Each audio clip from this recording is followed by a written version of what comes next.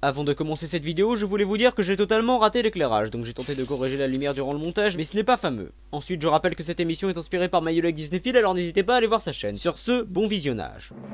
Après un épisode plutôt sympathique établissant l'univers de la série, on nous avait laissé sur un cliffhanger, et voici donc la suite dans Hugo l'hélianthrope. On retrouve le village face à l'attaque de ces petites bêtes au design sympathique transformant les habitants en plantes.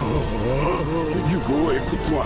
Un message va apparaître pour t'expliquer où se trouve ta vraie famille. Le message. Trouve le message.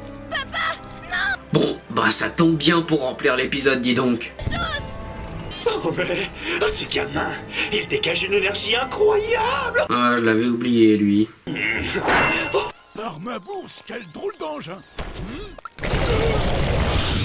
Rassure-moi, petit tofu, ça aurait pas une chance de marcher avec des camas? Par contre, toi, jamais je ne pourrais t'oublier. Où est l'enfant qui m'a libéré du démon Rubilax? Tiens, je l'avais oublié, celui-là. En plus, il commence à me voler mes répliques. En tout cas, on nous présente Tristopin. Messire Tristopin Percedal, chevalier de l'ordre des gardiens de Chouchou. Est-ce que c'est bon? Je peux parler? Ah oui, et avec un nom aussi sympathique, un chouchou, c'est ça. Oh, comme il se la pète. Un chevalier. Oh, Je t'ordonne de te taire, démon! la vérité, c'est que t'es qu'un paysan, indigne d'être le gardien d'un chouchou. Encore moins un de ma classe. Je sens que ça va être drôle de les suivre, ces deux-là. Ils décident de se rendre dans la forêt d'où viennent les créatures. La forêt interdite! On y va! Si on trouve la raison de l'attaque de ces polteurs, on pourra peut-être trouver un remède! Fais attention, Hugo. Il se passe des choses terribles dans cette forêt. C'est vrai qu'avec ce grand sourire, tu as l'air d'être vraiment préoccupé par son sort. Hugo s'entraîne avec ses pouvoirs et cette séquence sympathique manquait cruellement au premier épisode, alors merci de ne pas l'avoir oublié. Même si elle met plus en valeur des blagues sur ce truc.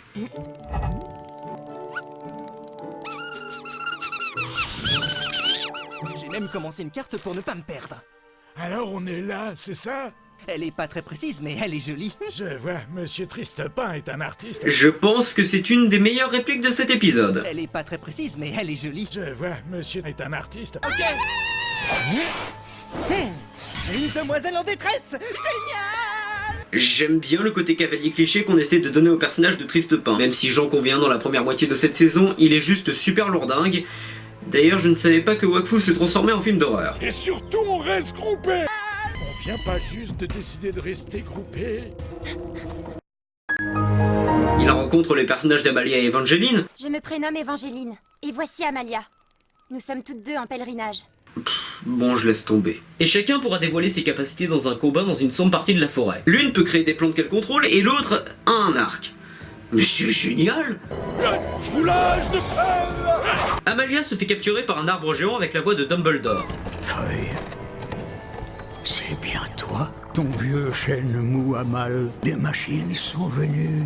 Elles ont brûlé mon cœur et volé la sève de mes petits frères. Je rêve où elle taille le bout de gras avec l'arbre. Je n'accroche pas à cet antagoniste. Si dans l'épisode précédent, les deux menaces étaient là pour introduire le grand méchant et deux personnages principaux, ici il n'est là que pour mettre en valeur la cruauté du méchant principal de la série. Ce qui peut marcher pour un début, mais là ses raisons c'est... Vous m'avez fait mal à moi et mes copains, alors je vais vous transformer en plante. Bref, on apprend qu'en réalité Amalia est une princesse et que Tristopin est un harceleur de haut niveau. Ça mérite bien un petit bisou, non? Vous inquiétez pas, ça va durer encore... très longtemps. Joie. Écoute mon cœur et tu verras qu'il te dit la vérité.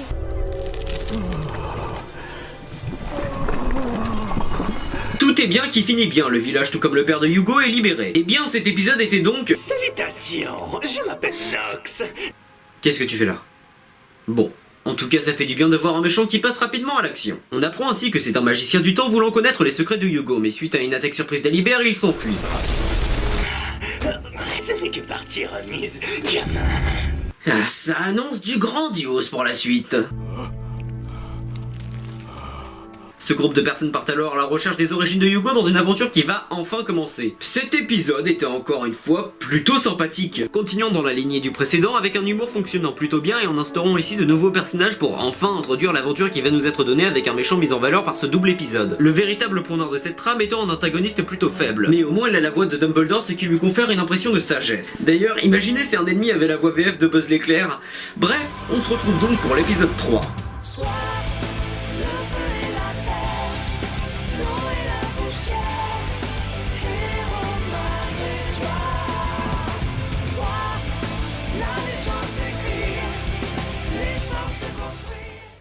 Ce qui est bien avec les aventuriers, c'est qu'ils ont toujours les poches pleines de camas. Ça va, c'était juste pour pas gâcher.